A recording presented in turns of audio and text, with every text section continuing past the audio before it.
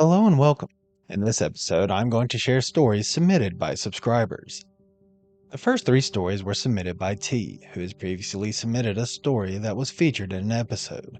You may remember it, as she was chased in her car by what appeared to be an older lady, but we suspect it was something else entirely.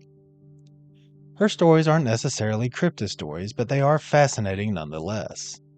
They include a seemingly sentient orb she saw while looking out her window one night, an encounter with the Hat Man outside her apartment, and the sighting of one of the strangest entities I've ever heard of. The fourth story of this episode was shared by Kasey, who had a chilling experience with his wife while camping one night. I would like to thank both T and Kasey for sharing their stories with me and allowing me to share them with you. Before we get started, I just want to say that a lot of people turn to posting their stories online because they feel like they can't tell anyone and would be seen as crazy if they did. Most people who experience these beings are traumatized and feel the need to unburden themselves, or just have someone who will believe them listen to their story.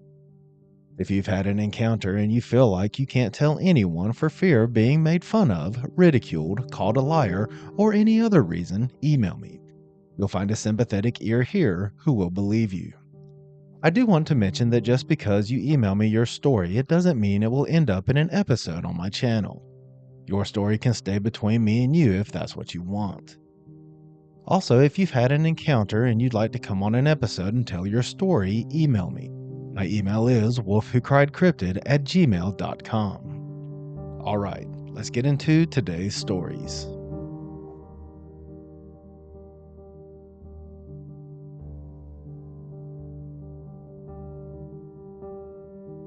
The first story of this episode comes to us from T, who saw a very peculiar sight when she looked out her window one night.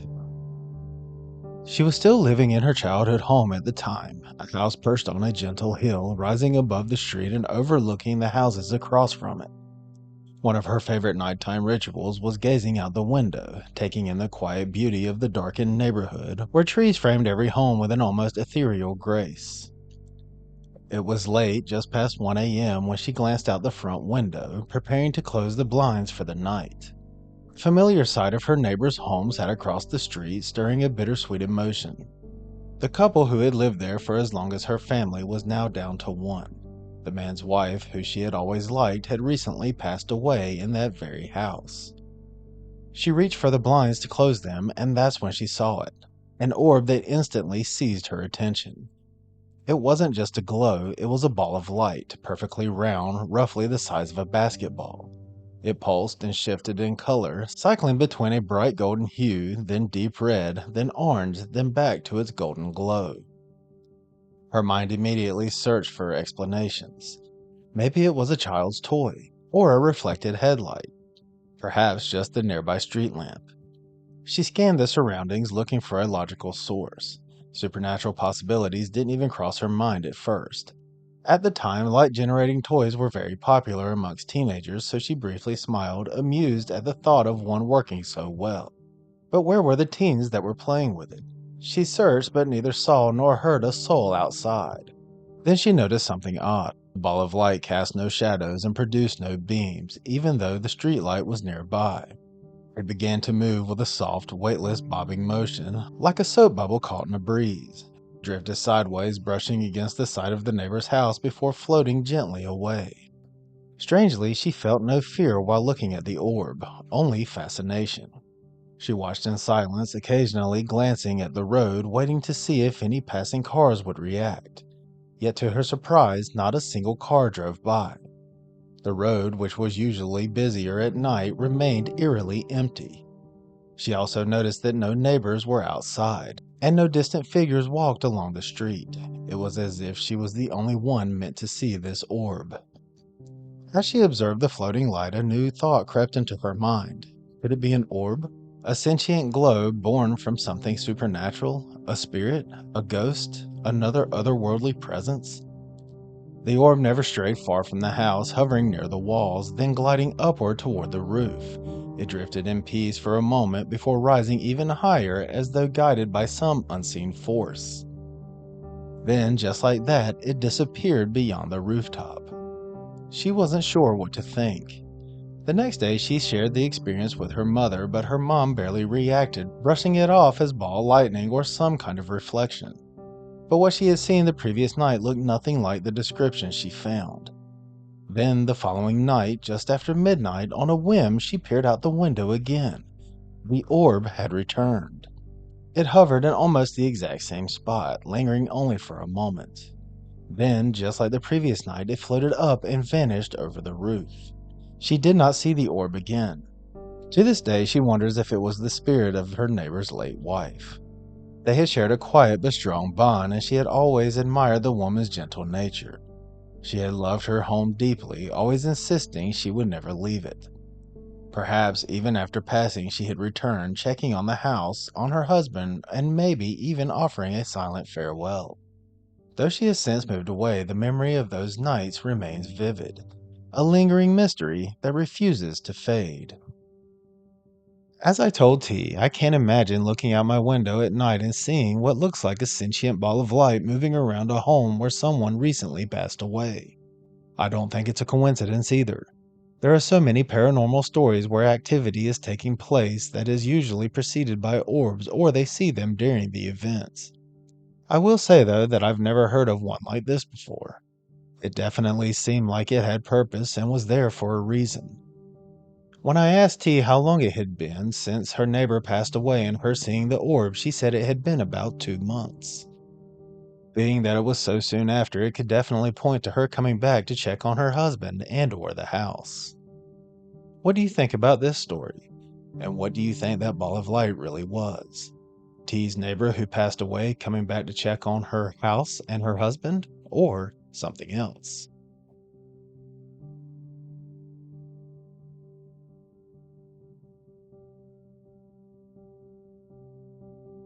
The next story also comes from T, who had an encounter with the Hat Man. For those of you who may not know, the Hat Man is an entity usually described as ghost-like that is seen as a shadow-like person, usually wearing a trench coat and a hat. In most cases, the hat is usually described as a fedora. When seen, the Hat Man usually stands still and then eventually fades away. One distinguishing feature, or should I say non-feature, is that the Hat Man's face usually isn't visible and it is shrouded in darkness. He's usually just seen as a black silhouette standing there watching people. While the Hat Man isn't technically considered a cryptid, I've considered including Hat Man stories on this channel. Perhaps this story, as I told T, would be a good starting place to include Hat Man encounters in future episodes. T experienced this unsettling encounter last summer. Living in a condo complex perched high on a hill, she often stepped onto the front stoop to breathe in the air and take in the quietness of the night. From her vantage point, the complex overlooked the parking lot below, a space illuminated by artificial light yet riddled with long creeping shadows. Late one night, she opened the door and looked outside as usual. The air was cool, a welcome relief for the season. As she scanned the parking lot, she noticed something, a shape lingering at the farthest edge of the lot near the small playground. At first, she assumed it was a mere shadow cast by the light or perhaps the outline of a parked car. But as she stared, a sudden realization crept in. It was not a shadow. It looked like a person, tall, cloaked in what appeared to be a long coat with a wide-brimmed hat atop its head. Yet there were no discernible facial features, no details, no color, just pure, impenetrable blackness.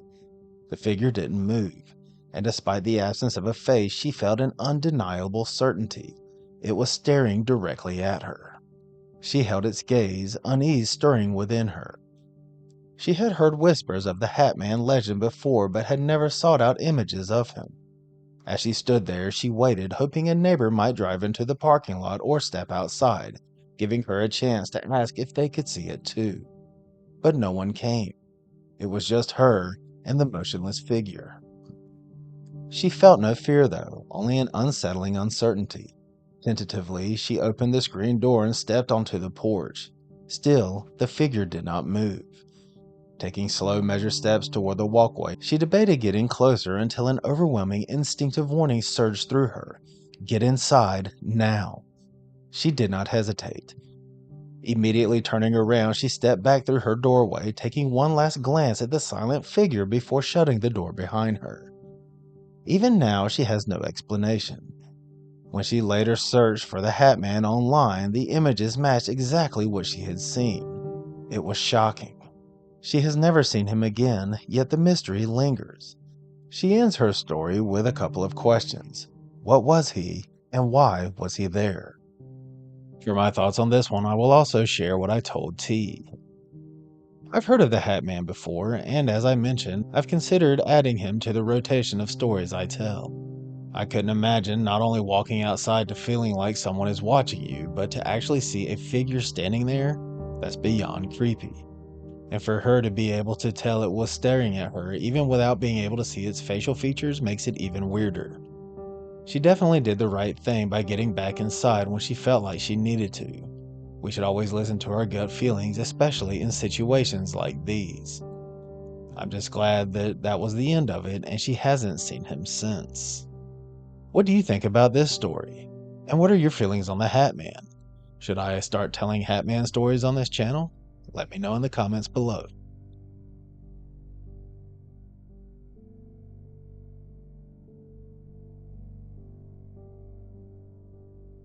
The next story also comes from T and details one of the most bizarre encounters I've ever heard. T calls it the jumping vanisher, and it seems fitting, as you will find out. I also want to know if anyone has heard of anything like this or experienced it themselves. T certainly hasn't, and what she saw that night outside her friend's apartment building still baffles her. As I mentioned before, T said there was no official name for this sighting, so she created one herself.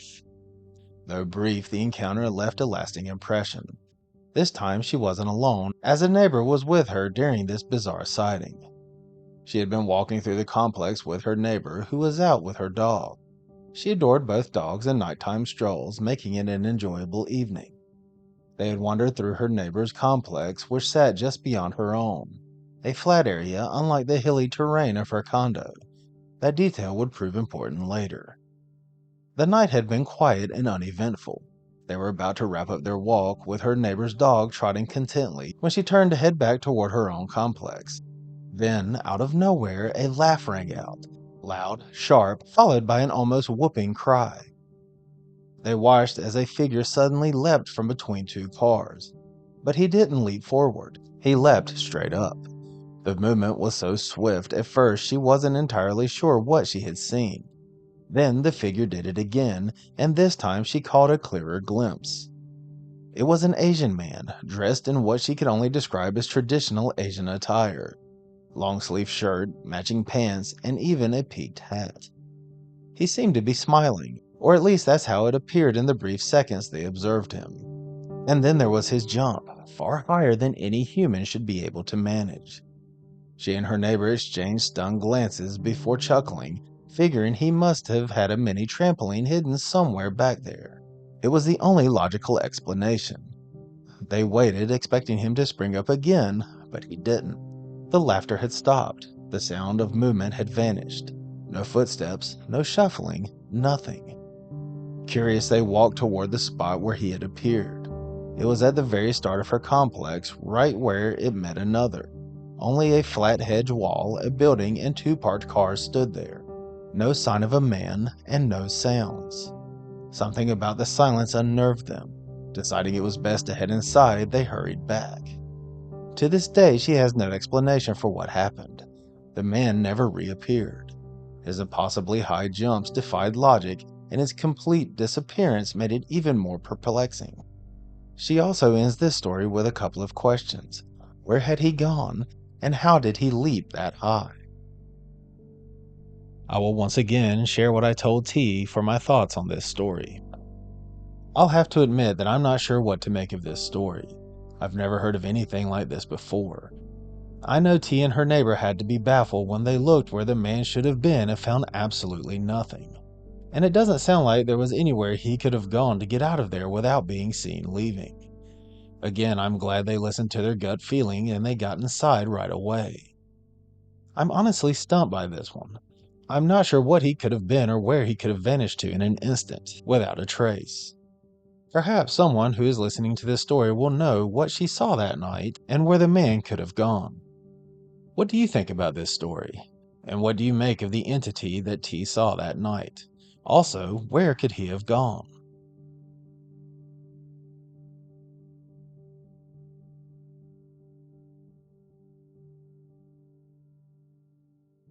Final story of this episode comes to us from Casey, who shares an encounter he and his wife Monica had while camping. Both he and his wife's names have been changed for privacy reasons. Their encounter takes place in Montana just after they got married. Casey and his wife frequently went camping while they were dating, so when they married in mid-July 2023, it felt only natural to spend their honeymoon deep in the wilderness. They planned their wedding to coincide with a move, packing up their lives in Wyoming and heading to Montana for a fresh start. After the ceremony, he used a free website to scout potential campsites, searching for a secluded, cost-free spot. He had always preferred solitude when camping, avoiding crowded sites or paid locations, but in retrospect, he wondered whether that was the safest approach. The place they chose was on the western side of Lake Koocanusa, a massive man-made reservoir stretching over 90 miles across both Canada and the United States. The name itself was derived from the Kootenai natives, whose land had been impacted by the lake's construction in the 1970s. It made him wonder what creatures had been displaced or drawn to the area in the decades that followed. Their campsite was a simple turnaround nestled on a forested road high up in the mountains west of the lake. Someone had previously built a fire pit, which was a useful detail. To the south, a road wound up to the slope, climbing further into the wilderness, while to the north the land dipped downward toward the road they had taken in. They'd arrived in the mid-afternoon, around 2 or 3 p.m., satisfied with their choice of campsites. With grizzlies in the area, they took precautions, securing all food in the car and parking it a safe distance from their tent. July in the mountains, according to Casey, was stunning. Butterflies flitted about, flowers bloomed vibrantly, and the towering trees were a sight to behold. As an herbalist, his attention was drawn more to the plants than anything else, while his wife Monica, who had grown up on the plains back east, was captivated by the local wildlife. But strangely, they saw none. No deer, no birds, not even a squirrel. Looking back, it was a detail he hadn't thought much about at the time. The newlyweds spent the day hiking, then roasted marshmallows and shared a glass of champagne to mark their nuptials.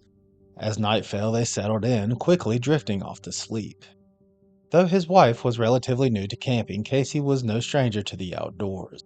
He had spent years hunting with his father across southeast Idaho, tracking deer, grouse, and rabbits, even joining outings for wolves, coyotes, and elk, though never successfully taking one himself. He had heard wildcats before and was familiar with the chilling screams of foxes. Yet nothing in his experience prepared him for what happened deep into the night. He awoke suddenly with no clear reason why. The first thing he noticed was that Monica was gripping the flashlight, its beam pointed at the top of the tent. Confused, he turned over to see her cradling their lab in her arms, holding him close like an oversized baby, and pressing her hand firmly over his mouth. That was when he realized something was very wrong. He immediately noticed that something was stirring near the camp. The noise was coming from the north side where the slope descended, no more than 25 yards away. The closest description he could muster was, quote, chatter. It was an eerie, rapid exchange like two monkeys communicating with frantic hoots and calls. Whatever it was, it sent a deep chill through him. In an instant, he was fully awake, mind racing over possibilities, what those things could be and whether he needed to act. Casey had shared his story with his brother, who never missed the chance to give him grief for staying put instead of stepping outside the tent to confront whatever lurked in the trees. But he dared any man, stranded miles from the nearest campsite, even farther from a hospital, with nothing but a weak crescent moon and a flashlight to crawl out of a thin tent where his wife was hiding and chase down terrifying unknown sounds in the thick wilderness at night. Their camp rested atop a steep incline. If those creatures weren't a threat, a misstep in the wrong direction very well could be. They weren't unarmed. Between the 45-70 and the AR-15, the 10mm, and the bear spray, they had plenty of firepower. But weapons wouldn't help him see through the pitch-black night. His worst fear wasn't the creatures themselves, it was the idea that his flashlight might draw them straight up toward him, leaving his wife and dog vulnerable. So they waited, time stretching on unbearably. Then they prayed. The noises never ceased, but the prayer brought enough comfort for them to finally drift back to sleep. Monica later told him that she had fallen asleep soon after, listening to his faint snoring and letting it reassure her. When Kasey awoke before dawn to relieve himself, the unsettling sounds had vanished. Rising cautiously, he took his flashlight, scanned the campsite, took care of what he needed to, checked the surroundings once more, then returned to sleep. At first light, he awoke before Monica and searched for any trace of movement or disturbance from the night before. Around the camp, nothing stood out. No tracks, no broken branches, nothing to prove something had been there at all. He considered venturing down the slope for a closer look, but he knew it would require a long hike to return, so he settled for scanning the terrain from above. From his vantage point, there was no evidence of anything unusual in the grass. His wife woke soon after as he packed their belongings. They didn't need much discussion, both agreeing that they would never return to that spot again. When they were back home, they combed through audio recordings of native wildlife, comparing sounds to what they had heard, but nothing matched. It hadn't been foxes, mountain lions, birds, bears, elk, badgers, deer, or moose. Even now, the experience unnerves him. Camping feels different. He's wary in ways he never was before. But he refuses to let a single terrifying night erase a lifetime of connection to the land. Even if fear lingers, he won't abandon the wilderness. When he decided to send his story into the channel, he searched the website freecampsites.net but was unable to locate the campsite where the experience took place. To provide some reference, he included a screenshot from Google Maps, which I will put up on the screen. It offers a vague idea of the location. Unfortunately, he says without Street View, everything appears identical from above, making it difficult to pinpoint the exact spot. He has no issue with the story being shared, though he admits it feels somewhat lackluster since there was no sighting of anything. He recently listened to one of my episodes, a video released on May 5th that discussed devil monkeys, something he had never heard of before. He says the sounds he and his wife encountered weren't an overwhelming cacophony from all directions, but they distinctly resembled monkeys communicating, which prompted him to share his experience.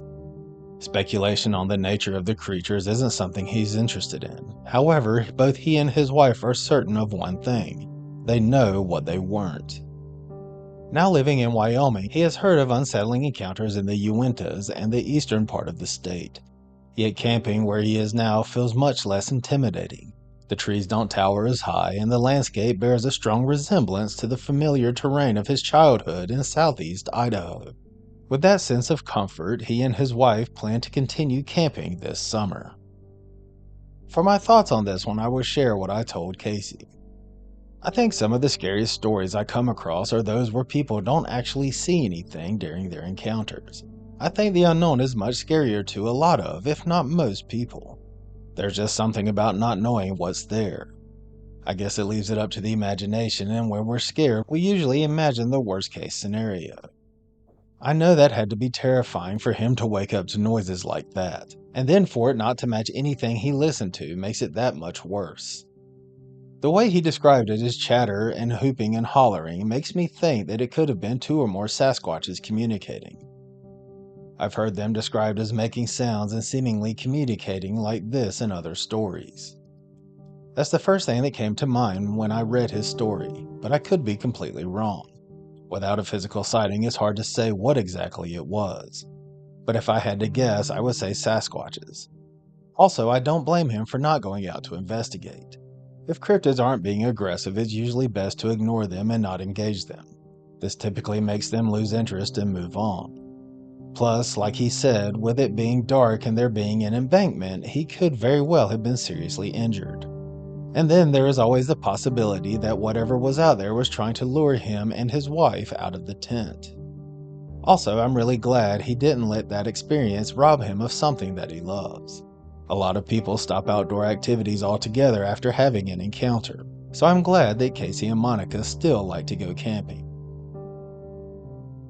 And that's going to do it for this episode. I hope you enjoyed these stories. If you'd like to hear more stories like these and other types of cryptids, make sure to subscribe to the channel. If you want to send me your story, I'd love to read it. My email is wolfwhocriedcryptid@gmail.com. I will also put my email in the description below.